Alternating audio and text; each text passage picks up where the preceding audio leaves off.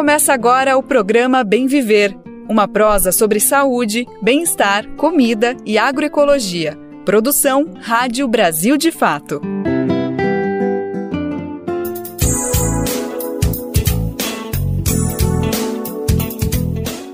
E hoje é quinta-feira, dia 3 de outubro de 2024, pedindo licença para entrar na sua casa, no seu rádio, no seu celular. É mais uma edição do Bem Viver chegando, uma produção do Brasil de Fato. Você sabe muito bem, na próxima 1 hora, nosso objetivo é falar sobre todos os assuntos fundamentais para pensar uma sociedade mais justa, igualitária para todo mundo. Por isso, nosso foco, sim, é falar de agroecologia, saúde, alimentação, cultura e, é claro, sem deixar de lado outros debates fundamentais do nosso dia a dia. A gente vai debater as questões da política, economia, política internacional. Sim, tudo isso cabe no nosso Bem Viver. Por isso mesmo que temos que correr para começar logo esse programa. Antes, deixa eu me apresentar. Meu nome é Lucas Weber. Eu tô contigo nessa boa prosa que tá começando agora. Se liga nos destaques que a gente preparou para a edição de hoje. Um papo com a cineasta Viviane Ferreira, diretora de O Opaió 2. Ela falou sobre a Carta do Audiovisual Negro às candidaturas antirracistas lançada nessa semana. Fazendeiros comandam maioria das prefeituras que recusam participação em programa federal para reduzir desmatamento. Enquanto isso, o governo Lula estuda propor projeto que endurece penas para crimes ambientais. Marco temporal. Após saída da PIB, Gilmar Mendes determina que o Ministério dos Povos Indígenas indique lideranças para a conciliação. Gente, esses são alguns, mas são vários os destaques do programa. Bora lá que tem coisa pra caramba pra falar. Você está ouvindo o programa Bem Viver, uma prosa sobre saúde, bem-estar, comida e agroecologia. E nessa reta final, finalíssima das eleições, primeiro turno acontece agora, né? 6 de outubro, domingão, a gente tem a alegria de trazer aqui para o nosso programa um documento lançado justamente nesse calor, nesse momento decisivo, para conseguir incidir no debate eleitoral. A gente está falando da Carta do Audiovisual Negro às candidaturas antirracistas, um chamado, uma provocação para que todo mundo, não só os políticos, mas nós, eleitores e eleitoras, também levemos para as eleições o debate da cultura, do cinema, tudo isso numa perspectiva antirracista. Esse documento é assinado pela APAN, a Associação dos Profissionais do Audiovisual Negro. Uma alegria imensa ter mais uma vez essa entidade aqui com a gente no Brasil de Fato, no Bem Viver. Não é a primeira vez e tenho certeza que não é a última. E a gente está mais feliz ainda que quem veio falar com a gente em nome da APAN é Viviane Ferreira, diretora, roteirista, produtora, cineasta de mão cheia, responsável aí por O Opaió 2, que chegou ano passado nas telonas, Um Dia com Jerusa, de Léa Garcia. E além de tudo, Viviane também é uma das fundadoras da PAN. Bom, antes de tudo, Viviane, que alegria tê-la aqui conosco. Muito obrigada pela disponibilidade. Muito feliz em poder compartilhar um pouco das ideias contigo, viu? Lucas, reitero que a felicidade é nossa. Para a PAN é um prazer compartilhar desse espaço mais uma vez. Para mim, pessoalmente, é uma honra poder conversar com vocês sobre essa carta e sobre o trabalho que temos desenvolvido coletivamente na PAN ao longo desses anos. E expectativa muito boa da gente bater um papo gostoso aqui no Bem Viver. Vai ser ótimo, sem dúvida alguma. Viviane, para começar, eu queria que você comentasse um pouquinho de quais foram as motivações, as inquietudes para mais uma vez a PAN se manifestar durante o debate eleitoral. Não é a primeira vez, né? Em 2022, nas eleições presidenciais, também teve uma carta mais ou menos com esse teor, e agora, 2 anos depois, nesse momento das eleições municipais, mais uma vez a PAN se manifesta com esse chamado, com essa provocação. Enfim, queria te ouvir um pouquinho o que levou a associação, a entidade, a entender que era mais uma vez uma oportunidade de se manifestar nas eleições. Lucas, a PAN, ela tem consolidado o seu trabalho muito numa mediação, né, e no investimento, numa ação de advocacy mesmo, mediando essa relação, né, entre o Estado, o mercado e os profissionais do audiovisual negro, entendendo que a força motriz, né, para o surgimento da própria organização é, de fato, combater o racismo e as inequidades raciais, né, no seio do audiovisual, se torna condição sine qua non que a PAN contribua, né, com a construção de entendimento da sociedade de como o Estado pode e deve atuar no combate ao racismo no nosso setor. Nesse sentido, para a gente é extremamente importante contribuir para que o legislativo ele possa contar cada vez mais com mentes, com pessoas comprometidas com o combate às inequidades raciais. Então, é dessa perspectiva, é desse lugar, se pondo como agente social e como parte, né, como organização, parte da sociedade, que a PAN, mais uma vez, se posiciona, se pronuncia e tenta contribuir com esse momento do país, que é quando a gente está aí definindo e redefinindo as nossas câmaras legislativas municipais, estaduais, bem como os mandatos executivos, né, dos municípios. Perfeito, Viviane. É muito bacana o documento. Eu até falei isso na abertura e reforço que o documento sim é para os candidatos e para as candidatas, mas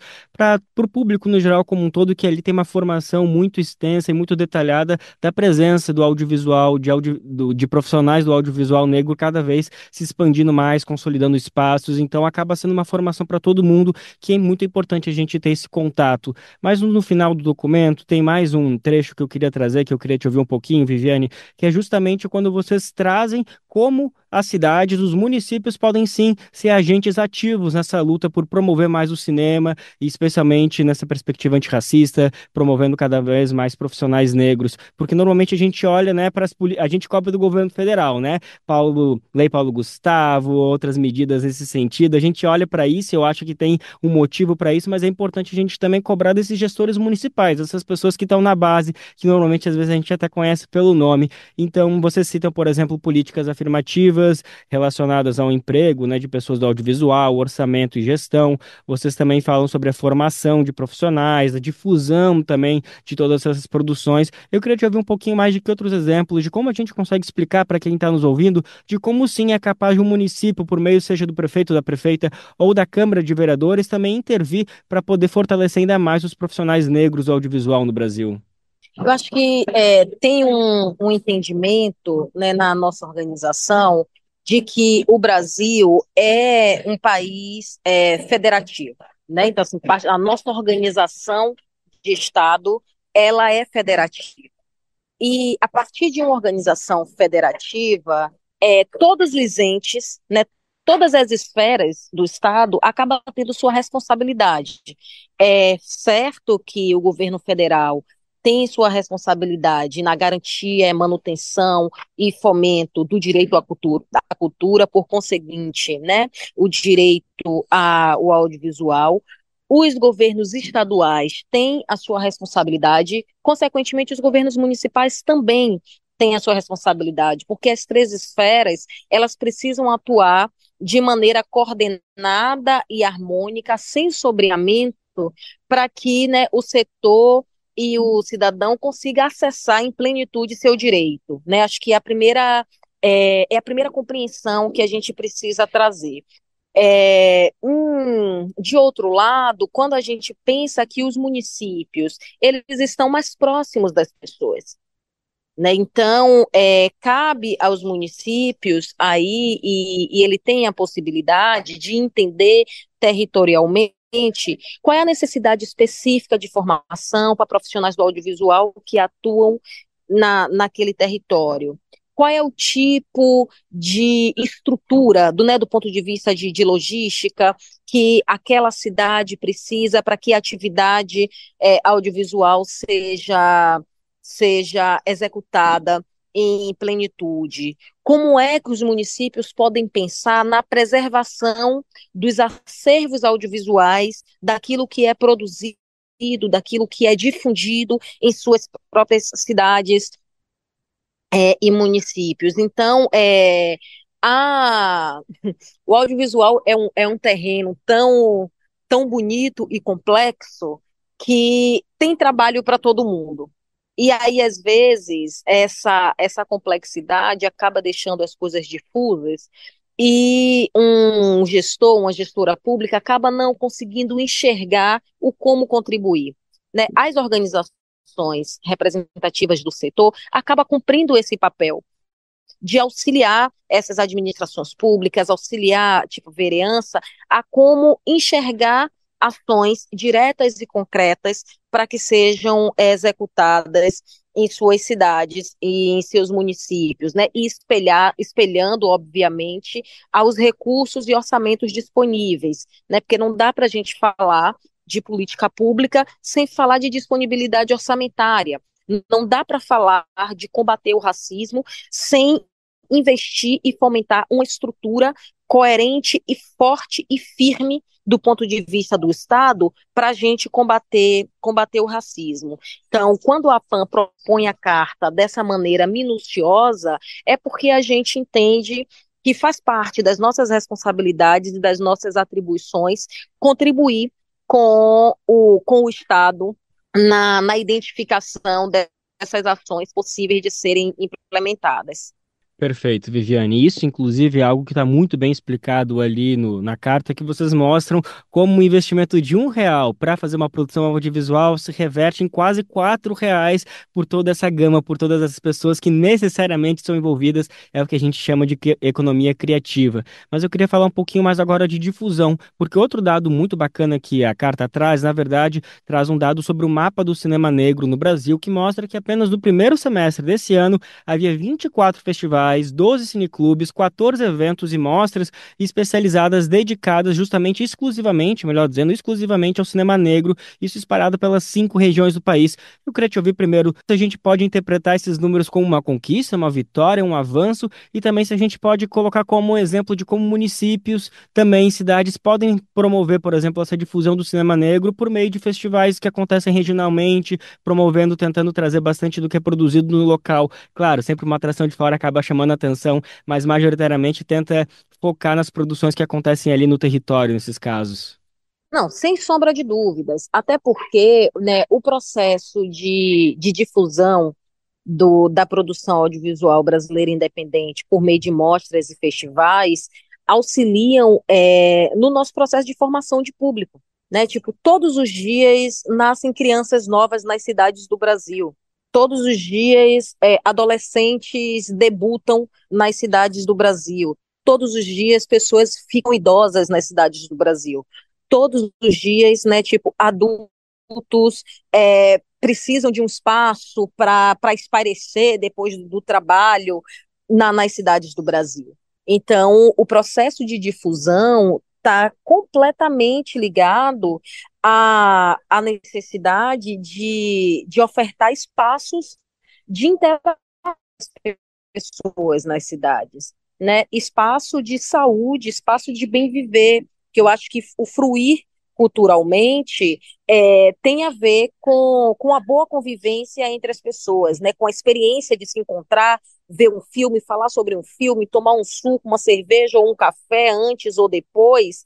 Então, para além de uma questão meramente econômica, né? Tipo, do ponto de vista da distribuição das produções, tem a ver com qualidade de vida, né? Quanto mais possibilidade a gente tem de difundir uma produção audiovisual em nossas cidades, maior qualidade de vida a gente consegue ofertar para os munícipes. Maravilha, Viviane. Agora, enfim, a gente está falando bastante das intenções, das propostas, das possibilidades dos municípios agirem, mas agora eu queria ampliar um pouquinho o debate para falar de algo que acho que a gente está começando a perceber agora, que são os efeitos da Lei Paulo Gustavo, da Lei Aldir Blanc chegando. A gente acompanhou, né, muito como foi difícil, como foi uma verdadeira vitória conseguir aprovar esses projetos de lei durante a pandemia, durante o governo Bolsonaro, e agora que a gente está começando a sentir os efeitos, porque a gente está saindo na rua e vendo, olha só, esse filme aí patrocinado, apoiado com essa lei, ou mostras, enfim, uma diversidade de produtos culturais que estão chegando e a gente está conseguindo perceber na prática a importância dessas leis. Mas eu queria ouvir um pouquinho da sua análise, seja pessoal ou também em nome da PAN, de como que o movimento, como que vocês entendem esses dois projetos, se eles podem servir de inspiração até para iniciativas, claro, proporcionalmente, mas para iniciativas regionais, iniciativas municipais e até no âmbito federal, se a gente precisa exigir que essas leis, por exemplo, virem permanentes, ou a gente ainda precisa modelar elas melhores para que sirvam de exemplo para fomento e incentivo à cultura no Brasil, com toda essa perspectiva que a PAN tão bem traz.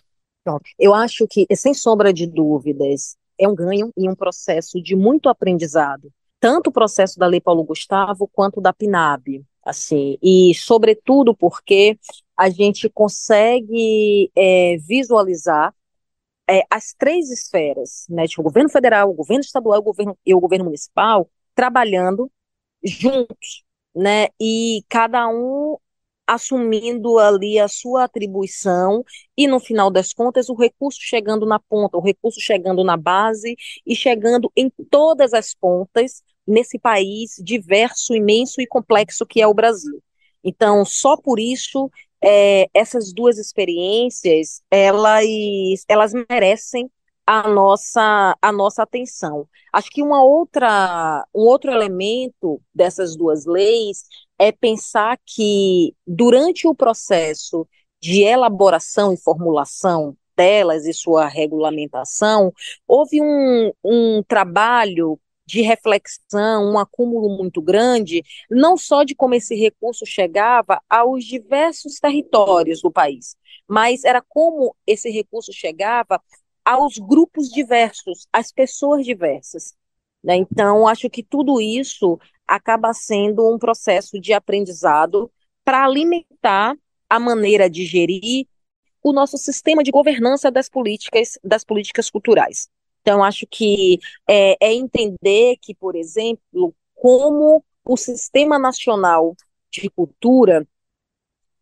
ele pode ser fortalecido a partir dessa experiência, né? Tipo, como, se a gente for olhar especificamente para o audiovisual, como o sistema de governança das políticas do audiovisual, que aí a gente vai pensar Conselho Superior de Cinema, vai pensar o Comitê Gestor do Fundo Setorial do Audiovisual, vai pensar a Ancine, vai pensar a SAV, tudo isso na esfera federal, mas vai pensar também as diretorias estaduais vocacionadas para as políticas audiovisuais, vai pensar as empresas públicas e diretorias e fundações vocacionadas para políticas audiovisuais nos municípios, como esses órgãos todos, né, se integram e trabalham juntos para a execução das políticas a contento. E quando eu digo a contento, é que possa produzir no cotidiano essa sensação boa da gente sair nas ruas, encontrar um volume gigantesco de produções e um volume gigantesco de trabalhadores e trabalhadoras da cultura trabalhando, acessando e podendo ofertar aquilo que tem de melhor, né? Então, eu acho que esses dois exemplos de legislação, não sou entusiasta do vamos esticar a Paulo Gustavo, vamos esticar a PNAB para além dos 5 anos que estão aprovados, porque é isso, são leis emergenciais. Para mim como esse momento de emergência nos ajuda a aprimorar aquilo que deve ser o permanente, né? Aquilo que deve ser o perene. Porque esticar processos emergenciais significa dizer que a qualquer momento a emergência vai acabar, né? Esses processos acabam ficando frágeis do ponto de vista da sua estruturação institucional, né? Eu acho que existe aí um acúmulo de pensamento, de reflexão, de experiência que nos permite aprimorar os mecanismos de operação das políticas culturais, sem necessariamente a gente precisar esticar a, a, a, a Lei Paulo Gustavo em si ou esticar ainda mais a PNAD. Maravilha. Essa é Viviane Ferreira, diretora, roteirista, produtora, cineasta, que assinou o Paió 2, também Um Dia com Jerusa, com Léa Garcia, e também uma das fundadoras da APAN, Associação dos Profissionais do Audiovisual Negro. Estamos falando justamente sobre uma carta lançada essa semana pela entidade, fazendo um apelo, um chamado para as candidaturas antirracistas nas eleições desse ano, que acontecem agora domingo, dia 6 de outubro. Viviane, já falamos bastante todo esse processo da carta. Eu acho que a gente vai depois disponibilizar o link para todo mundo ter acesso, que, como eu disse, é um documento formativo, não só provocativo. Mas agora eu queria falar um pouquinho mais da tua experiência no audiovisual, dos teus projetos. Também queria falar um pouquinho da PAN, também de outras dicas que você poderia trazer para a gente. Recentemente, faz nem 2 semanas, a gente teve o contato aqui, é o prazer, melhor dizer, de conversar com o Lucas Rossi, ele que assina aí Otelo Grande, um documentário magnífico que celebra tão bem a história desse personagem emblemático da nossa história, né? Que é Grande Otelo. Enfim, queria que você trouxesse outras dicas de produções de parceiros da PAN para a gente também ficar um pouco mais ligado e conseguir fomentar mais, para a gente também poder consumir mais esse audiovisual formado por pessoas negras, por profissionais negros. E aí depois eu vou pedir para você falar, atualizar o seu próprio calendário de produções, o que mais a gente pode esperar. Mas primeiro eu queria ouvir uma recomendação sua aí de dentro da PAN para a gente conseguir estar mais por dentro desse movimento tão bacana. Cara, o país inteiro precisa lotar as salas de cinema para assistir O Dia que Eu Te Conheci, de André Novaes. Tipo, essa é a dica do momento, essa é a dica da semana. André tem uma cinematografia incrível que encanta a todos nós, assim, e mais uma vez está batendo um bolão nesse filme e a população brasileira merece a leveza, a simplicidade, a serenidade de O Dia que Eu Te Conheci. Leveza e Profundidade, que é um filme que consegue trazer de uma maneira muito engraçada e leve, como você está comentando, debates importantes para o nosso dia a dia e também sociedade como um todo. Mais uma grande assinatura do Filmes de Plástico aí, que já promoveu o Marte 1 também, que quase esteve no Oscar aí recentemente. Então, tudo que esse pessoal assina a gente tem que conferir, a começar por O Dia que Eu Te Conheci. Aí tá muito bacana esse filme. E agora sim, Viviane, fala um pouquinho do teu trabalho, o que a gente pode esperar, o que mais vem, o Paió 3, ou será que não é exatamente por aí? O que a gente pode esperar dos teus próximos trabalhos? Não. Eu sou uma pessoa que gosto de experimentar muito, transitar muito e a fila anda.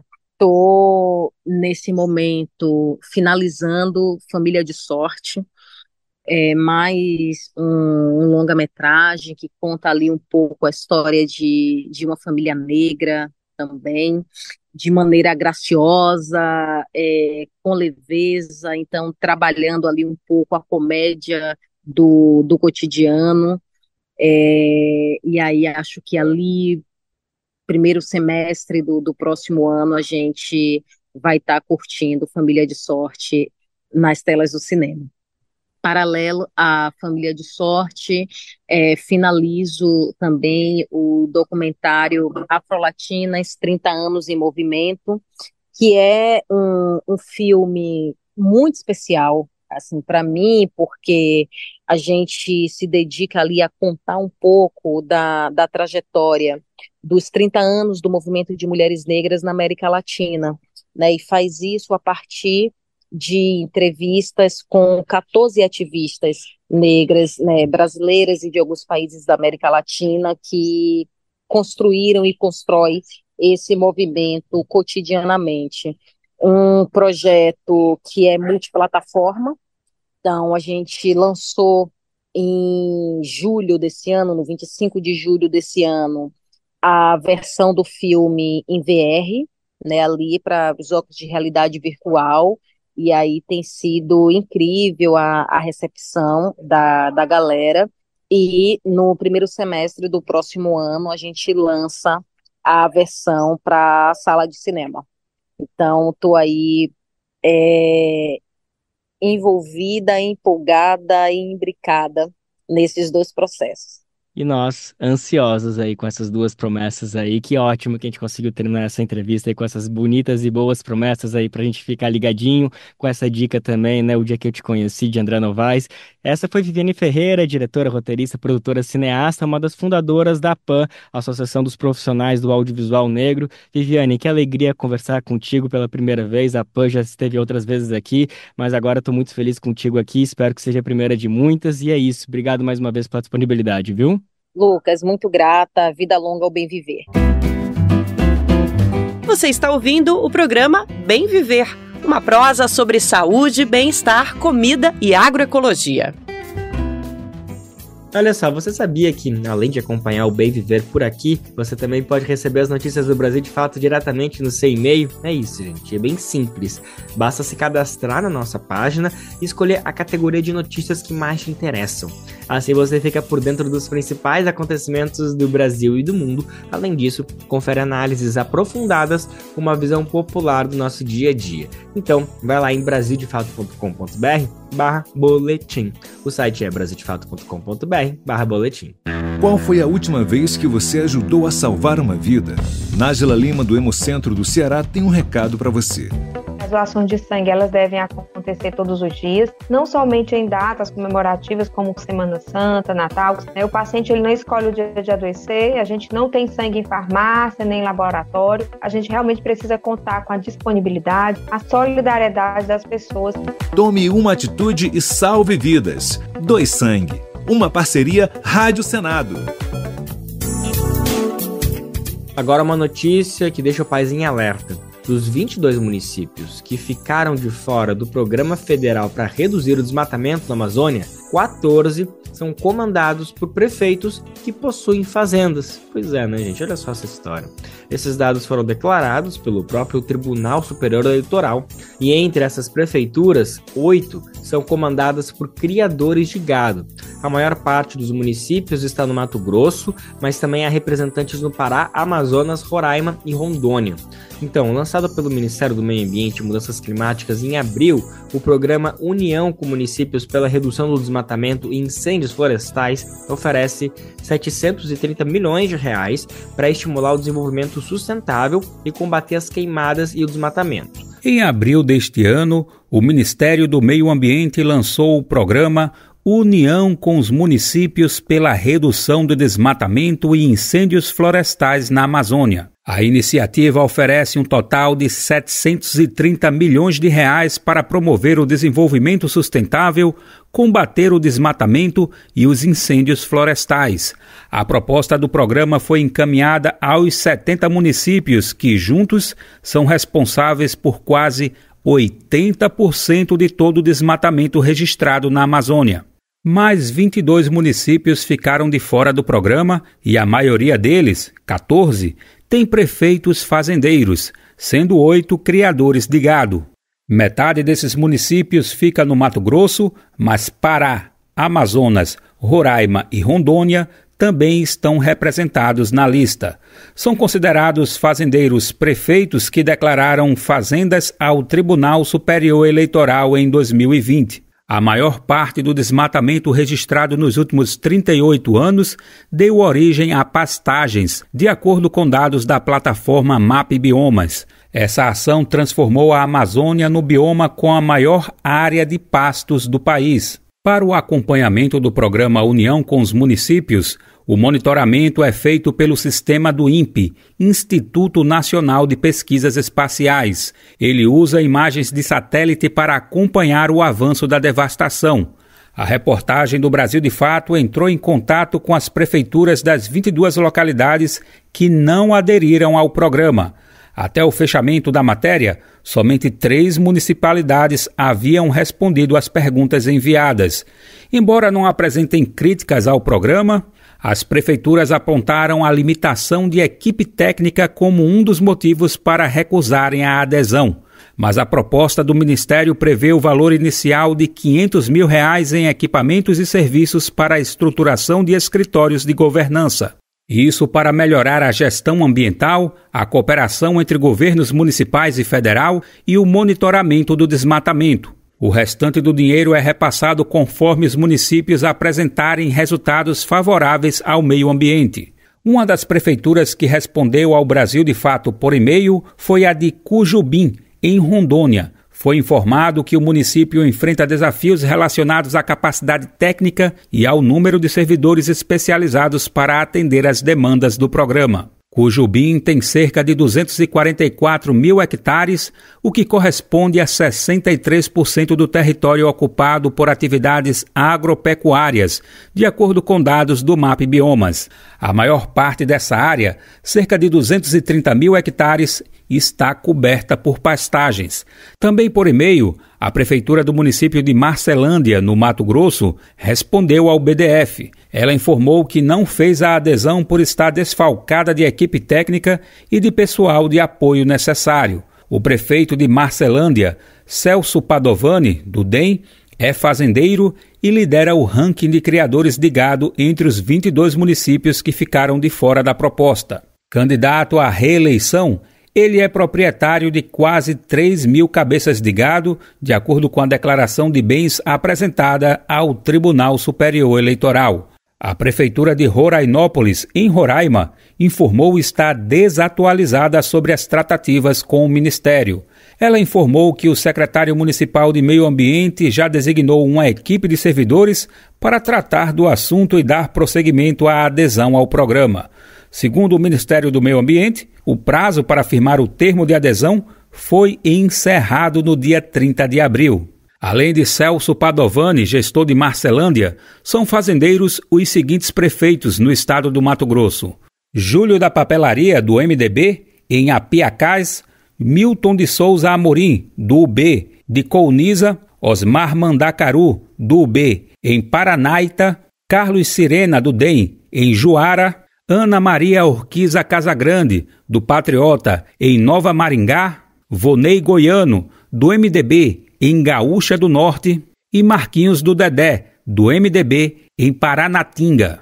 No Pará, os prefeitos que comandam os municípios líderes de desmatamento na Amazônia são Marco Antônio, do MDB, em Mojuí dos Campos; Diceu Biancardi, do PSC, em Senador José Porfírio; André Rezende, do PSC, em Pacajá; e Valdir Lemes, do PSD, em Novo Repartimento. Também somam a lista de localidades geridas por pecuaristas os municípios de Machadinho do Oeste, administrado por Paulo da Remap, do DEM, e Buritis, cujo prefeito é Rony Irmãozinho, do PDT, ambos de Rondônia. Em uma decisão publicada nesta semana, na terça-feira, o ministro do Supremo Tribunal Federal, Gilmar Mendes, determinou que o Ministério dos Povos Indígenas indique 5 lideranças indígenas para integrar a Comissão de Conciliação criada pelo próprio ministro para debater a tese do marco temporal. A Articulação dos Povos Indígenas, a APIB, que é a principal entidade representativa do movimento indígena no país, anunciou no dia 28 de agosto a saída dessa comissão especial do STF, foi uma ação de protesto. Segundo a APIB, a tentativa de conciliação forçada, entre aspas, é mais uma forma de violência contra os povos indígenas por parte do Estado brasileiro. O Ministério dos Povos Indígenas deve indicar 5 lideranças para compor a Comissão de Conciliação criada para debater a tese do marco temporal. A medida foi determinada pelo ministro do STF, o Supremo Tribunal Federal, Gilmar Mendes, em uma decisão publicada na terça-feira, dia 1º. No último 28 de agosto, a APIB, Articulação dos Povos Indígenas do Brasil, se retirou da chamada Comissão Especial do STF. Para a organização, a saída foi motivada por haver tentativa de conciliação forçada, situação considerada mais uma violência do Estado brasileiro. A APIB é a principal entidade representativa do movimento indígena no país e afirma que essa comissão quer colocar em negociação direitos que são fundamentais. Na carta em que anuncia a saída da comissão, a APIB considera o grupo de conciliação uma farsa e um ataque à vida dos povos indígenas. O espaço é composto por entidades ruralistas e parlamentares bolsonaristas, tais como a ex-ministra da Agricultura, Tereza Cristina, do PP. Na decisão de terça, Gilmar Mendes disse que o esforço voltado à autocomposição da comissão não parece ter sido a tônica de alguns representantes indicados. Para o ministro, eles estariam atuando apenas sob o ângulo político, unicamente voltados à divulgação em redes sociais e em desrespeito à condução dos trabalhos.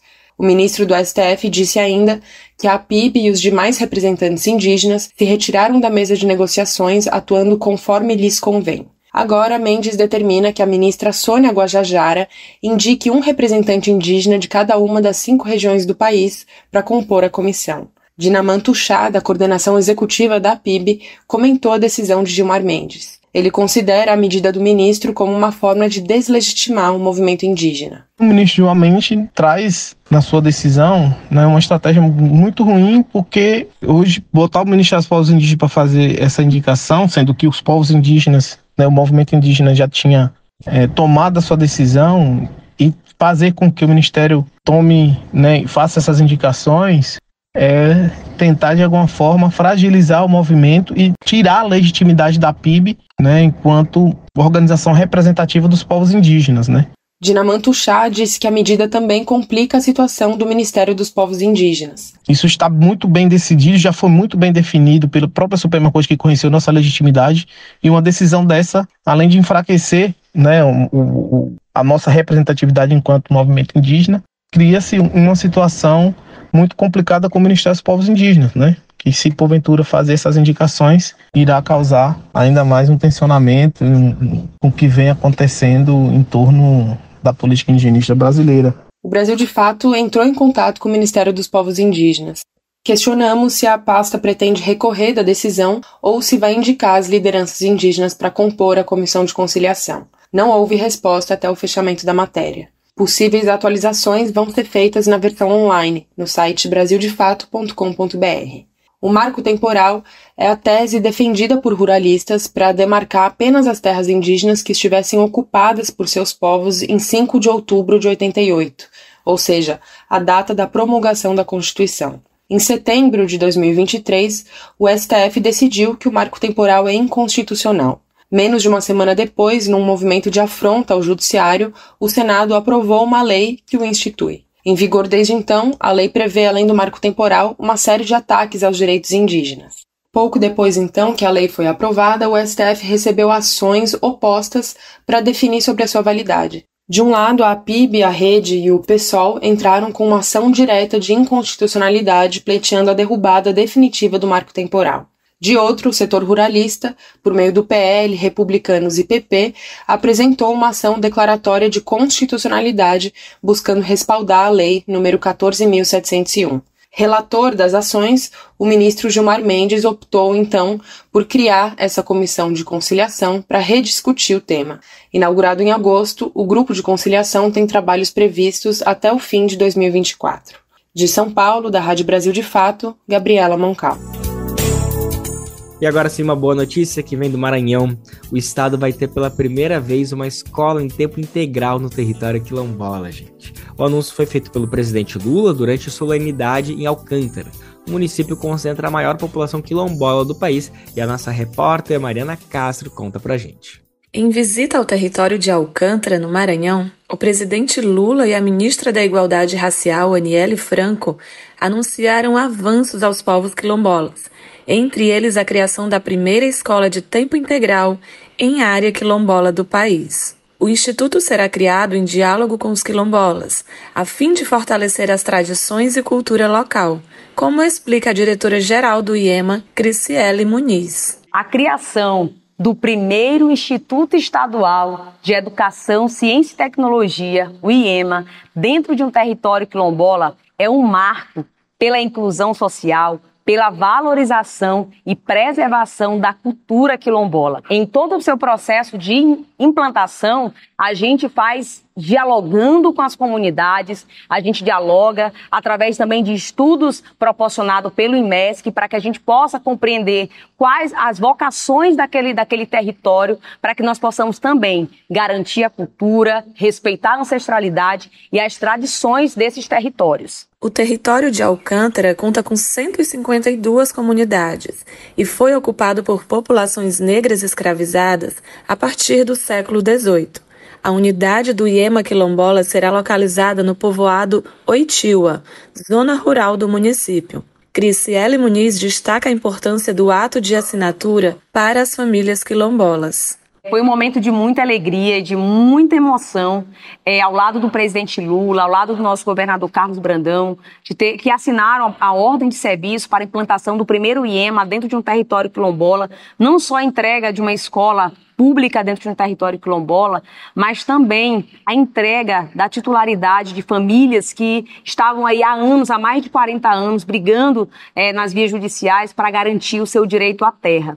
A conquista é uma das bandeiras de luta do movimento quilombola do Maranhão, o Moquibom, que comemora os avanços, mas segue cobrando melhorias na qualidade de ensino nos territórios. Como explica a professora Cássia dos Santos, que compõe também o Moquibom.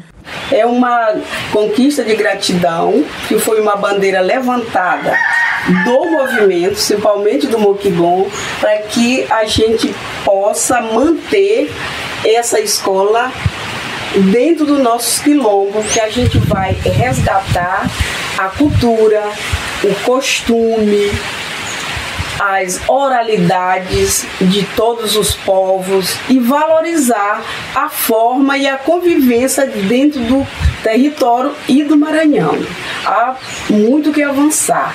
Na verdade, hoje nós só temos em alguns municípios e no Maranhão a lei que vem dar o apoio, que é a Lei 10.639. Vem por apoio dessa educação, mas na prática ainda não está acontecendo. Precisamos de melhorar nas formações dos profissionais, que são formações continuadas, nos documentários, para que chegue até todos os alunos do Maranhão, alunos dos territórios e das comunidades negras quilombolas. Do Pará para a Rádio Brasil de Fato, Mariana Castro. E agora a gente vai falar sobre a redução de danos e políticas sociais, um assunto bem importante para essas eleições, inclusive, gente. A nossa repórter Beatriz Draghi Ramos conversou com Flávio Falcone, que é mais conhecido como o Palhaço da Cracolândia. Flávio tem construído um trabalho muito importante no território, estimulando a criação de vínculos de cuidado com a população em situação de dependência química, isso no centro de São Paulo. O trabalho de Falcone, em parceria também com a palhaça Andréa Macera, une arte, palhaçaria e um tratamento baseado na autonomia das pessoas vulnerabilizadas da Cracolândia, a partir da redução de danos. O trabalho se chama Teto, Trampo e Tratamento, que propõe, segundo o próprio médico, disputar uma narrativa do qual é a solução para a Cracolândia, isso aspas dele. Bom, no papo com a nossa repórter, Falcone falou sobre o que é a formação em palhaçaria, o ajudou a se relacionar com as populações mais vulnerabilizadas. Já nessa época, eu começo a perceber o potencial do palhaço de conseguir coisas que a medicina tradicional não conseguia. Então, uma das coisas que me chamou mais atenção nesse início da palhaçaria dentro da psiquiatria foi eu dentro de uma enfermaria psiquiátrica conversando com uma paciente que é portadora de esquizofrenia. Uma das características da esquizofrenia pode ser que a pessoa pare de falar, e aí tinha uma paciente lá que não tinha falado nada com a equipe até a chegada do palhaço, com quem ela começou a conversar. Então, já nesse primeiro momento, eu percebo como essa figura ressoava, vamos dizer assim, com esse universo da psiquiatria. Falcone também explicou que a melhor forma de pensar em caminhamentos para a Cracolândia é pensá-la a partir de redução de danos. A melhor opção que você tem para lidar com um problema tão complexo quanto o problema da Cracolândia, porque a Cracolândia não é só um problema de dependência química, é um problema muito mais complexo e inegavelmente social, inclusive, e diria até racial também, porque a maior parte das pessoas que vivem na Cracolândia são pessoas pretas ou pardas. A melhor estratégia é você usar todas as possibilidades. E quem propõe todas as possibilidades é o pensamento da redução de danos. A redução de danos inclui a estratégia da abstinência total entre as estratégias possíveis dentro do tratamento, desde que isso faça sentido para a pessoa que está sendo tratada. Gente, essa entrevista completa que tá incrível, vale muito a pena todo mundo conferir. Tá disponível no nosso site e também no YouTube do Brasil de Fato. É só procurar pelo quadro BDF Entrevista com Flávio Falcone. E o governo Lula está preparando uma proposta de lei que endurece as penas para crimes ambientais no Brasil. O objetivo é aumentar a rigidez das punições previstas na Lei de Crimes Ambientais, que já está em vigor desde 1998. No entanto, essa discussão enfrenta forte resistência no Congresso Nacional, especialmente por parte da bancada ruralista, tradicionalmente contrária a medidas de proteção ambiental. A expectativa é que o projeto seja debatido após as eleições municipais, quando o Partido dos Trabalhadores espera fechar um consenso interno sobre o tema. Vamos saber mais detalhes. O governo Lula prepara uma minuta de projeto de lei que propõe o endurecimento das penas previstas para infratores ambientais. A ideia seria fortalecer o enquadramento já previsto na Lei de Crimes Ambientais, criada em 1998. O tema é considerado difícil no Congresso por conta da força da bancada ruralista, grupo historicamente contrário a medidas de proteção dos recursos naturais.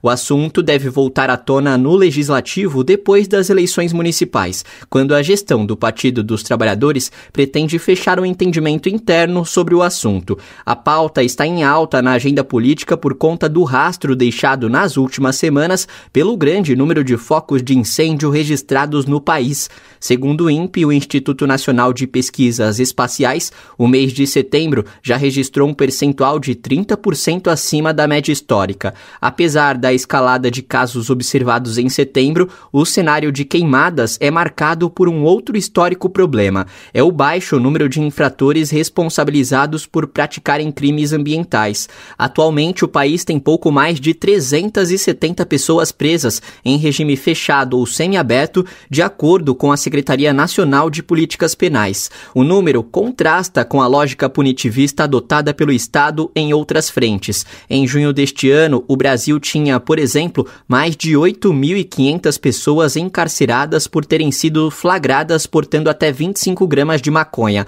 Além delas, mais de 19 mil nessa situação por porte de até 100 gramas da planta. Diante desse quadro, o governo Lula busca agora propor mudanças na legislação para tentar desestimular o cometimento de crimes ambientais. O começo do debate no âmbito da gestão foi pelo Ministério da Justiça e Segurança Pública, mas o tema já saltou as arestas da pasta e hoje está em análise na Casa Civil, que estuda os próximos passos a respeito do assunto. A intenção da gestão seria buscar uma maior proporção penal para tais casos. É o que afirma Marivaldo Pereira, secretário de Assuntos Legislativos do Ministério da Justiça e Segurança Pública. As penas previstas hoje para os crimes ambientais são absolutamente desproporcionais em relação ao restante dos crimes previstos em nossa legislação.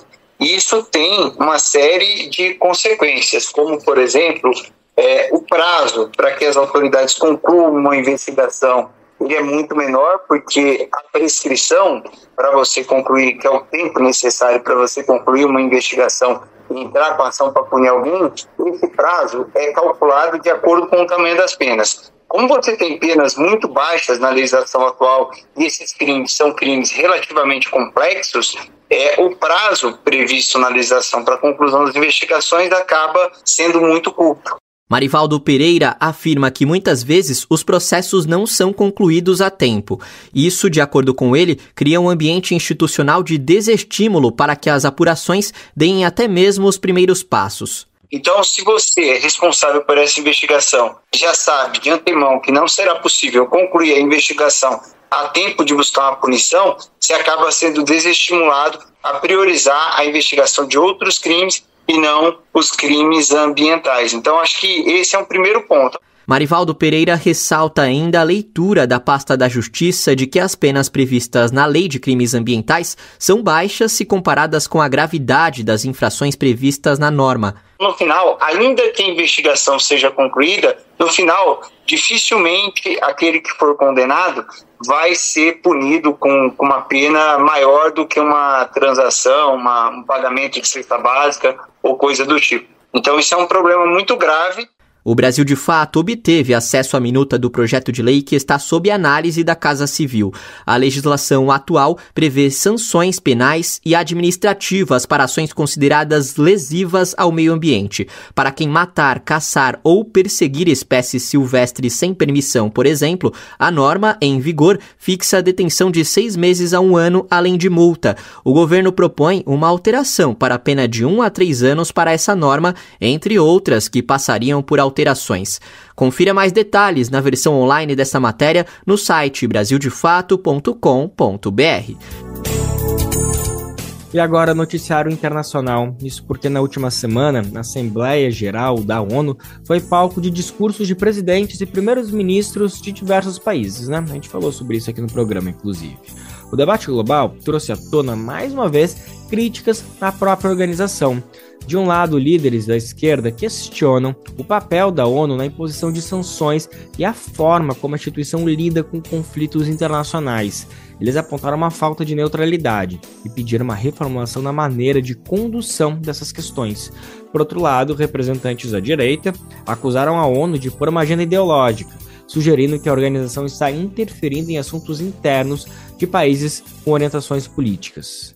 Depois de uma semana de debates, a Assembleia Geral da ONU terminou com muitas críticas ao modelo de organização das Nações Unidas hoje. Líderes do Sul Global pediram uma reforma não só na organização, mas, principalmente, no Conselho de Segurança, órgão decisor da ONU na resolução de conflitos. Uma das questões levantadas pelos chefes de Estado foi a falta de ação da ONU em questões cruciais como a guerra da Ucrânia e o massacre na Palestina. O chanceler venezuelano Iván Gil representou o presidente Nicolás Maduro. Para ele, a ONU precisa resgatar os princípios fundamentais expressos na sua Carta de Fundação. É hora de resgatar os princípios fundamentais expressos na Carta das Nações Unidas e honrar o fato de que esta organização está a nosso serviço, o povo, como afirma o seu estatuto. A Venezuela coloca a sua diplomacia bolivariana de paz a serviço da humanidade, avançando nessa direção como demonstra sua liderança diante do grupo de amigos em defesa da Carta da Organização das Nações Unidas. Estes são os princípios que constituem a narrativa dos povos livres, que se expressam novas formas de associação baseadas nos princípios da solidariedade e da complementariedade, como a alternativa bolivariana para os povos da nossa América, ALBA TCP, o BRICS e outros horizontes esperançosos da nova ordem mundial emergente, na qual nosso país vem se inserindo em ritmo acelerado. A crítica ao papel da ONU hoje partiu também dos setores mais conservadores. O presidente da Argentina, o ultraliberal Javier Milei, disse que hoje a organização se tornou uma ferramenta para impor ideologia. Em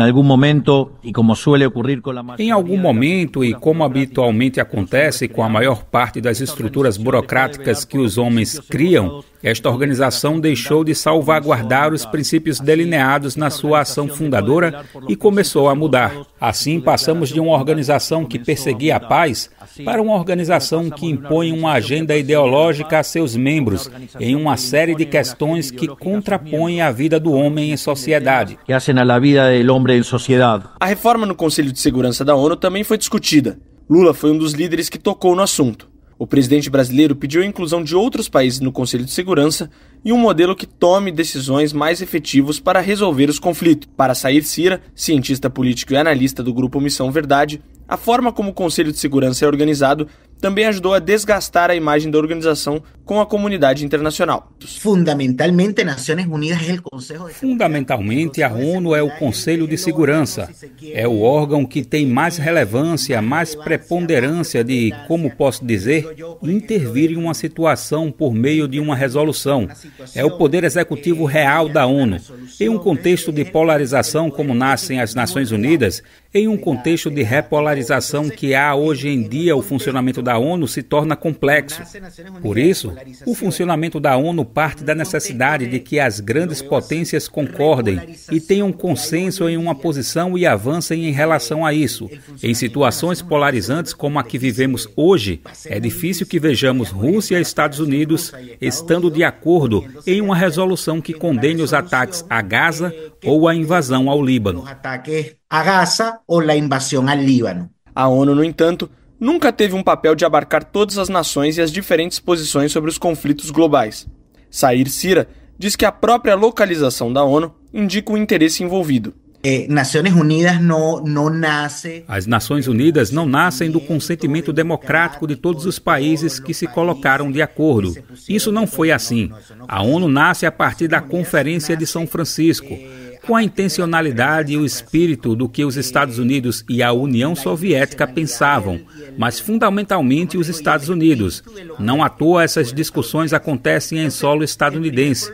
Então, o primeiro problema é esse: uma instituição criada sob os supostos parâmetros de garantir a paz e a estabilidade. E nesses 79 anos, essa paz e essa estabilidade não se materializaram. As sanções são um dos principais exemplos da correlação de forças que está envolvida nas Nações Unidas. Mesmo sendo uma ferramenta que está prevista na organização, o bloqueio econômico contra um país não pode ser usado de maneira unilateral, como é feito pelos Estados Unidos e pela União Europeia. Para Cira, isso mostra a forma política com que são usadas as sanções, mesmo que de maneira ilegal. O fato de que os Estados Unidos estão usando as sanções como ferramenta da política exterior acelera esse processo de descrédito e de desconfiança nas instituições internacionais. Porque o sistema financeiro, pensemos assim, quando o Bretton Woods cria o Banco Mundial e é criado o Fundo Monetário Internacional, eles são instrumentos da comunidade internacional, não como instrumentos hegemônicos das potências, como se vê hoje. Os critérios pelos quais se sanciona Venezuela, Cuba e Irã não são porque eles colocam em risco a paz e a estabilidade internacional, porque é algo tão maleável como democracia, algo tão maleável como direitos humanos. E digo maleável porque são conceitos vazios que eles preenchem, entende? Ou seja, quando eles preenchem, eles instrumentalizam. Quando los llenas, los instrumentalizas. Para Cira, isso mostra a forma política com que são usadas as sanções, mesmo que de maneira ilegal. De Caracas, na Venezuela, da Rádio Brasil de Fato, Lourenço Santiago. Você está ouvindo o programa Bem Viver, uma prosa sobre saúde, bem-estar, comida e agroecologia. E agora a gente fala um pouco de cultura para encerrar o programa de hoje. Olha só, o que você pensa quando se fala na década de 80? O que vem na mente quando a gente fala desse período? Que tipo de roupa, gostos musicais, objetos você lembra? Imaginou? Bom, se você não conseguiu relembrar muita coisa, calma, porque a gente vai falar justamente da exposição Fugaz, Artes Visuais e Anos 80 no Brasil, que faz isso pela gente, para levar um verdadeiro mergulho nessa década. Quem vai explicar melhor pra gente é a repórter Caroline Pessoa, da Rádio Agência Nacional. Meu mundo, você é quem faz.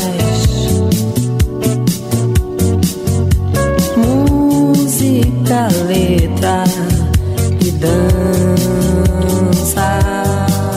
A década de 80 foi um período de marcantes mudanças no Brasil, como o fim da ditadura, a abertura política e a promulgação da Constituição de 88. Essas e outras etapas de nossa história recente são apresentadas na exposição Fugaz, Artes Visuais e Anos 1980 no Brasil, inaugurada nesta quarta-feira. A mostra, que faz parte das celebrações dos 35 anos do Centro Cultural Banco do Brasil, no Rio de Janeiro, reúne cerca de 300 obras de mais de 200 artistas de todas as regiões do país. Lá está um amplo panorama das artes visuais da década, além de elementos da cultura visual, como revistas, panfletos, objetos e capas de discos. O curador-chefe, Rafael Fonseca, destaca a importância de resgatar essa memória. Um projeto como esse é importante porque ele permite a gente revisar a história do Brasil, permite revisar a história da arte também no país e permite fazer que a gente se reveja, né? Faz com que gerações mais novas aprendam sobre a história do país, aprendam sobre a história das diversas mídias também,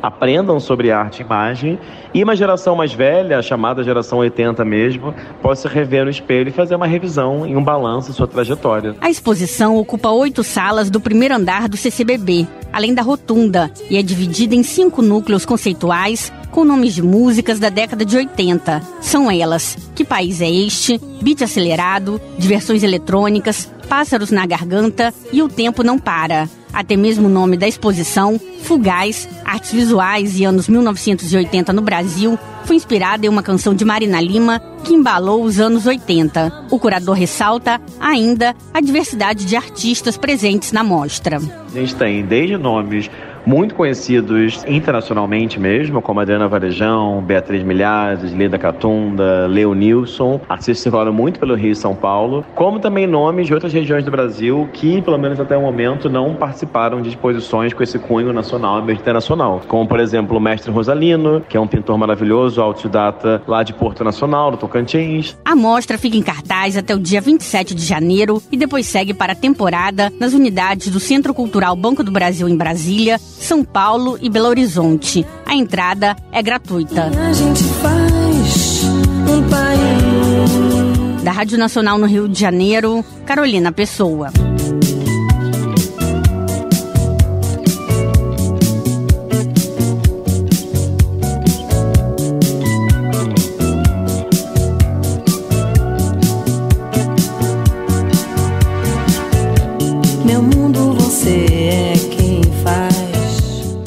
Ficou com uma vontade de ouvir a Marina cantando Full Gas e fazer esse passeio nos anos 80? Vamos ver um pouquinho mais um trecho dela cantando. Então venha me dizer o que será da minha vida, oh, sem você. Gente, assim a edição do Bem Viver de hoje fica por aqui. Amanhã tamo junto em mais uma edição inédita e fresquinha, sempre a partir das 11 horas da manhã pro mundo inteiro nos ouvir. Logo depois, RBA, Rádio Brasil Atual 98,9 FM, transmite o programa aqui na Grande São Paulo. Lembrando que o Bem Viver vai ao ar em diversas rádios pelo país e a lista completa de emissoras que retransmitem o Bem Viver você encontra no nosso site na matéria de divulgação diária do programa. O Bem Viver também fica disponível como podcast no Spotify, Deezer, iTunes e Google Podcast. A apresentação deste programa é de Lucas Weber. Roteiro de Afonso Bezerra, edição e produção de Daniel Lamir e Rodrigo Gomes. Trabalhos técnicos de Lua Gattinoni, Edson Oliveira e André Paroche. Coordenação de Rádio e TV Moniz Ravena, diretora de programa de áudio Camila Salmásio, direção executiva Nina Fidelis, apoio toda a equipe de jornalismo do Brasil de Fato. Até amanhã, gente. Tchau, tchau. Você ouviu o programa Bem Viver, uma prosa sobre saúde, bem-estar, comida e agroecologia. Produção Rádio Brasil de Fato.